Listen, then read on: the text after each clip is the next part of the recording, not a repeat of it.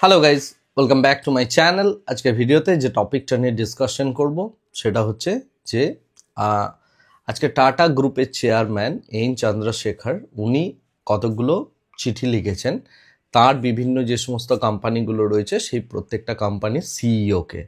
তিনি চিঠিতে যেটা লিখেছেন যে আমাদের এই বছরে স্লো গ্রোথ হয়েছে এবং সেই স্লো গ্রোথটা সিঙ্গেল ডিজিট গ্রোথ দেখতে পাচ্ছি মোস্ট অফ দ্য কোম্পানিজ, বিশেষ করে টিসিএস, তার সাথে সাথে টাটা মোটরস এবং টাটা কনজিউমার, টাটা কমিউনিকেশন, যত কোম্পানিগুলো রয়েছে মোস্ট অফ দ্য কোম্পানিজের মধ্যে টাটা গ্রুপের একটা স্লোনেস দেখা গিয়েছে। তো সেই কারণে এন চন্দ্রশেখর, টাটা সন্সের চেয়ারম্যান, তিনি প্রত্যেকটা সিইওকে চিঠি লিখেছেন এবং তিনি এটা বলেছেন যে অ্যাগ্রেসিভলি গ্রোথের জন্য ছুটতে হবে এবং তার সাথে সাথে আরও নতুন ফিউচার ইনভেস্টমেন্ট প্ল্যানগুলো নিয়ে তিনি ডিসকাশন করেছেন। তো এরকম একটা ম্যানেজমেন্ট থেকে যদি পজিটিভ সদর্থক একটা বিজনেসের দিকে ডিরেকশন থাকে, সেক্ষেত্রে সিইওরাও আগামী দিনে অনেক বেশি অ্যাগ্রেসিভ হবেন গ্রোথের দিকে এবং বিভিন্ন স্ট্র্যাটেজিক পার্টনারশিপ থেকে শুরু করে বিভিন্ন স্ট্র্যাটেজিক ডিল ক্র্যাক করার দিকে যেতে পারে। যেহেতু লাস্ট ইয়ারটা ভীষণ খারাপ গিয়েছে টাটা গ্রুপের বিজনেস পার্সপেক্টিভ থেকে বলছি, আমি শেয়ার পার্সপেক্টিভ থেকে কোনো কথা বলছি না, তো সেই কারণে এবছর থেকে তারা একটা বেশ ভালো অ্যাগ্রেসিভ নীতি নিয়েছে এবং এই অ্যাগ্রেসিভ নীতিটা ফিউচারে তাদের বিজনেসকে আরও বেশি গ্রো করাবে। বিশেষ করে টাইটানের ক্ষেত্রে তারা অনেকটা বেশি কনসাস হয়েছেন এবং তার সাথে সাথে টাটা মোটরসের ক্ষেত্রে। তো এটা একটা পজিটিভ আপডেট যারা শেয়ার হোল্ডার আছেন টাটা গ্রুপের তাদের জন্য, এবং টাটা গ্রুপ আশা করি ইন ফিউচার তাদের বিজনেসের মধ্যে গ্রোথ নিয়ে আসবেন এবং সেই গ্রোথটা ধীরে ধীরে ধীরে ধীরে শেয়ার প্রাইসের মধ্যেও রিফ্লেক্ট হবে। তো এরকম একটা পজিটিভ নিউজ ছিল মার্কেটে আজকের ডেটে, তো সেটা আমি আপনাদেরকে দেওয়ার একটা চেষ্টা করলাম। এরপরে যে বিষয়টা নিয়ে কথা বলবো, যেটা নিয়ে আমাকে অনেকেই প্রশ্ন করেছেন যে জিডিপির ডেটা তো খারাপ এলো ইত্যাদি ইত্যাদি, তো আজকে মার্কেট কেন বাড়লো, রাইট? আজকে মার্কেট বাড়ার কারণ হচ্ছে যে লিকুইডিটি। আমি আমার লাস্ট ভিডিওতে, অর্থাৎ গতকালের ভিডিওটা যদি দেখেন, আমি ওখানে একটা জোর গলায় কথা বলেছিলাম যে আমি সেল করতেও বলছি না, বাই করতেও বলছি না, আবার সকালবেলা থেকে পুট কিনে বসে যাবেন না। বেসিক্যালি ব্যাপারটা কি হয়, মার্কেটকে চালায় হচ্ছে বড় মানি এবং স্মার্ট মানি, রাইট? তো এই স্মার্ট মানি যদি শুক্রবার দিন সন্ধেবেলায় বা শুক্রবার আফটারনুনে যে বেটটা দিয়ে চলে যায়, তারপরে যদি কোনো নিউজ আসে, তারা ইমিডিয়েটলি সেই নিউজটার বেসিসে কখনোই নেগেটিভ রিয়াকশন দেখায় না। পুরো উইকেন্ড জুড়ে যেটা হয় সেটা হচ্ছে রিটেলাররা চিন্তিত হয়ে থাকে যে কি হবে, গ্যাপ আপ হবে, গ্যাপ ডাউন হবে, ইত্যাদি ইত্যাদি।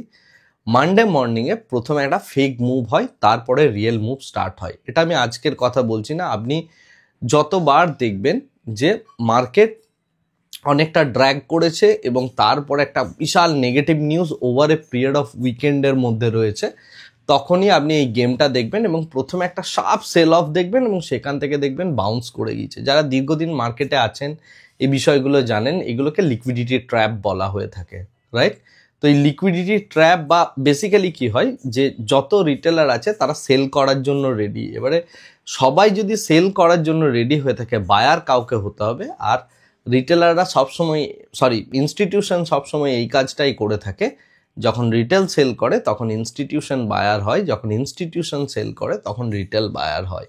তো এইভাবেই কিন্তু স্টক মার্কেটের গেম চলতে থাকে। এই কারণে দেখবেন অনেক সময় আপনি দেখবেন যে কোনো একটা কোম্পানি কোয়ার্টারলি রেজাল্ট খারাপ দিয়েছে, বাট ম্যানেজমেন্ট কমেন্টারি ভালো হয়েছে বা এই রকম কোনো একটা বাহানা দিয়ে মার্কেট দেখবেন সাঁই করে সেই স্টকটাকে উপরের দিকে র্যালি করায়।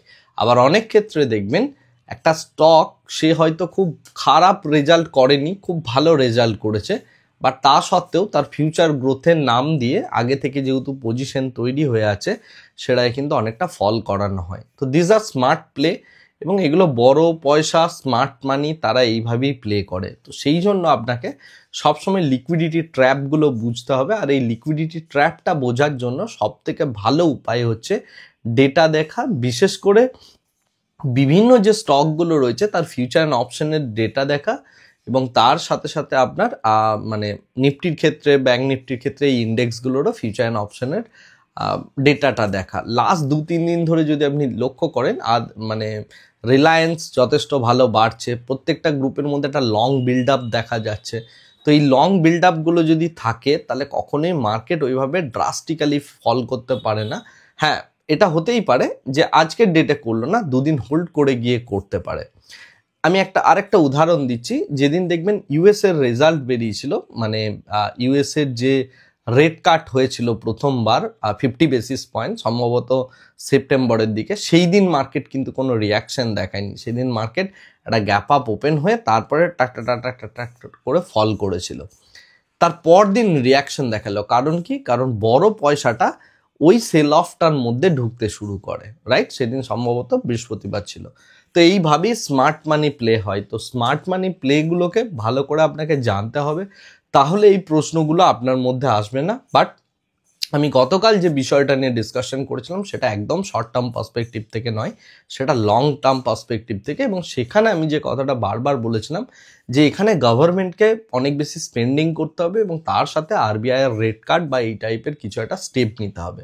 এখন এই বিষয়ে একটা নতুন থিওরি উঠে আসছেন। ইটস নট মানে নতুন থিওরি নয়, এটা মানে আরবিআই এর হাতে অনেকগুলো টুল থাকে যে কোনোভাবে এই লিকুইডিটিকে ম্যানেজ করার জন্য বা রিসেশন, ইনফ্লেশন ইত্যাদিকে ম্যানেজ করার জন্য। এগুলো অনেক রকম হয়ে থাকে, সিআরআর, এসএলআর, তারপরে মানে স্ট্যাটুইচারি লিকুইডিটি ডিপোজিট ইত্যাদি বিভিন্ন রকম হয়ে থাকে, রাইট? রেপো তার মধ্যে একটা। তো এই মুহূর্তে যেহেতু গতকাল যে ডিসকাশনটা করেছিলাম যে রেপো রেট যদি কম করে তাহলে আমাদের ইনফ্লেশন বেড়ে যেতে পারে। তো সেই কারণে আরবিআই কখনোই রেপো রেটটাকে কমাতে পারবে না। তো সেই জন্য আরবিআই, আমার যেটা ধারণা এবং এই বিষয়টা নিয়ে চর্চাও হচ্ছে পুরো মার্কেটের মধ্যে এবং ইকোনমিস্টদের মধ্যে, সেটা হচ্ছে আরবিআই রেপো রেট হয়তো কম করবে না, বাট সিআরআরকে এখানে ইউজ করবে এবং সিআরআর বা এসএলআর কোনো একটাকে ইউজ করবে। সম্ভবত সিআরআরকে ইউজ করবে, অর্থাৎ ক্যাশ রিজার্ভ রেশিও, এই পার্টটাকে ইউজ করে এই সিচুয়েশনটাকে ম্যানেজ করার ক্ষমতা রাখে আরবিআই। সম্ভবত ডিসেম্বরের মধ্যেই এই বিষয়টাতে আরবিআই পদক্ষেপ নেবে এবং সেইটা করে ইকোনমিকে একটা স্টেবল করার চেষ্টা করা হবে। তো এটা ছিল হচ্ছে আরবিআই এর তরফ থেকে একটা আপডেট দেওয়ার ছিল, কারণ এই যে সিচুয়েশনসটা তৈরি হয়েছে, এই সিচুয়েশনসটা অনেক খারাপ তৈরি হয়েছে with respect to GDP data. তো সেই কারণে এখানে আরবিআই এর এরকম একটা স্টেপ অবশ্যই নেওয়া উচিত এবং আরবিআই ডেফিনেটলি নেবে বলেই আমার মনে হয়।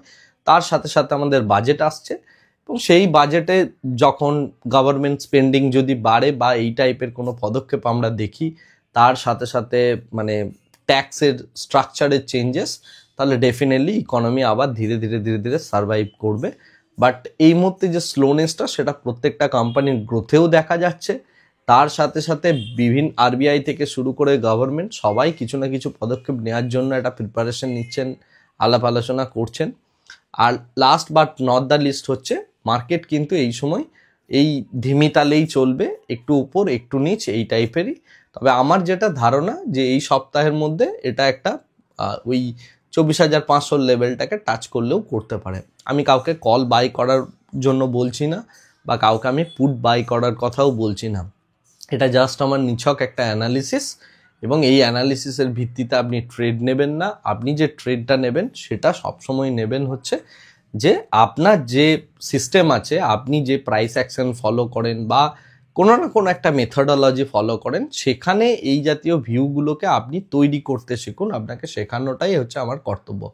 আর শেখানোর কথা যখন উঠলো, আমি খুব শীঘ্রই একটা নতুন পদক্ষেপ নিচ্ছি যেখানে আমাদের এই ওয়েস্ট বেঙ্গলে যে সবথেকে বড় সমস্যাটা ট্রেডাররা ফেস করে, বিশেষ করে যারা নতুন ট্রেডার, যারা ভালো বই পড়তে পারেন না বা মানে ইংরেজিতে বই পড়তে পারেন না ইত্যাদি ইত্যাদি, তাদের জন্য একটা ডিফারেন্ট টাইপের পদক্ষেপ নেওয়া আমি চেষ্টা করছি, যাতে করে প্রত্যেকের মধ্যে অ্যাটলিস্ট এডুকেশনটা এবং বুকিশ যে নলেজটা আছে সেটা রাইটলি ফ্রিলি অ্যাভেলেবেল করা যায়। তো সেই জন্য আমি কিছু ছোট্ট পদক্ষেপ নিচ্ছি। তো দেখা যাক, বিষয়টা প্ল্যানিং স্তরেই রয়েছে, স্লাইড কিছু চেঞ্জেস আমি করেছি এবং ইমপ্লিমেন্টেশনের দিকেও এবার যাচ্ছে। তো সেটা যদি হয়, আমার প্রত্যেকটা সাবস্ক্রাইবারের উদ্দেশ্যে আমার একটা গিফট থাকবে এবং সেই গিফটটা হচ্ছে যে আপনারা খুব ভালোভাবে পড়াশোনাটা করতে পারবেন এবং বিভিন্ন বিষয় নিয়ে পড়াশোনা করতে পারবেন। তার জন্য মানে টেকনোলজির সাহায্যে একটা কিছু ভাবার আমি চিন্তা করছি। তো সেই বিষয়টা আমি খুব তাড়াতাড়ি আপনাদের সামনে নিয়ে আসবো। আশা করি আপনারা সেই জায়গা থেকে উপকৃত হবেন। আজকের ভিডিওটাকে এর থেকে বেশি দীর্ঘায়িত করছি না, ভিডিওটাকে এখানেই শেষ করছি। Thank you very much, bye bye, tata.